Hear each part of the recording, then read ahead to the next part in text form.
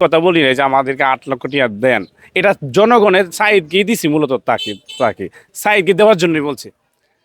তারা একটা কথা বলতেছে যে এই 8 লক্ষ টাকা যাদের কাছ থেকে আনছি তাদের কাছে ফিরিয়ে দেবো। আমি একটা প্রশ্ন করি, কেউ দিছে 10 টাকা, কেউ দিছে 5 টাকা, কেউ দিছে 20 টাকা, এভাবে যে হাজার হাজার লক্ষ লক্ষ মানুষ দিছে, আপনি কয়জন 10 টাকা করে আপনি সেন্ড করে ফিরাইতে পারবেন? অবশ্যই ফিরাইতে পারবেন না। এই কথাটা সম্পূর্ণ একটা দুঃখাবাজি একটা কথা।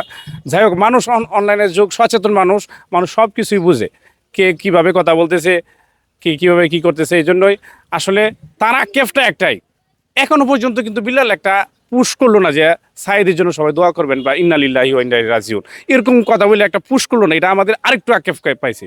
সাইদ কষ্ট নিয়ে গেছে, এটা সমস্যা নেই, কিন্তু আমাদের আরেকটু আক্ষেপ। সে যেটাই করুক না করুক, সেও আসছিল হেল্প করার জন্য, কিন্তু মানুষ মরে যাওয়ার পরে কিন্তু মানুষের প্রতি কোনো কূপ থাকে না। যত বড়ই অপরাধী হোক, যত বড়ই ভুল করুক, মানুষ যখন মৃত্যুবরণ করে তখন সব কিছু ভুলে যায়। একজন পাষাণ মনের মানুষও মাফ করে দেয়। তো আমি জানি না তার মনটা কতটুকু, সে এখনো পর্যন্ত একটা পুশ করে বলে নাই দেশবাসী তাকে মাফ করে দেন, ভুলের ঊর্ধ্বে মানুষ নয়, এরকম একটা পুশ করতে পারতো। এটাই আমাদের আক্ষেপ।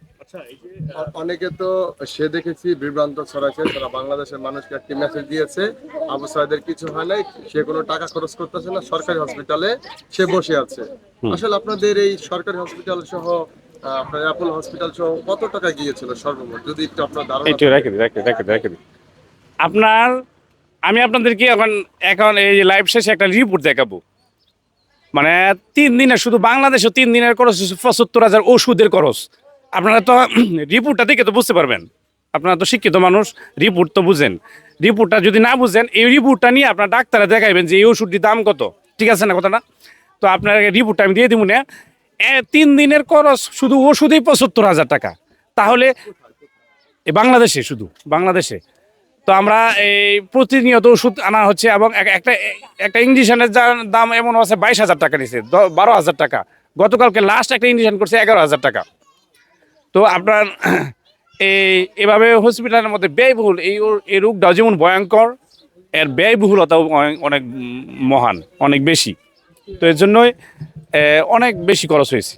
আনুমানিক একটা ধারণা আপনার কত ভাই টাকা খরচ হয়েছে ইন্ডিয়া এবং শুনেন ভাই, আমরা এই বিষয়ে এখনো পর্যন্ত কোনো মানে ইয়া হয়েছে না, মানে আপনার কোনো এই যে আপনার মোট কোনো হিসাব করছি না, খরচ শুধু হয়েছে।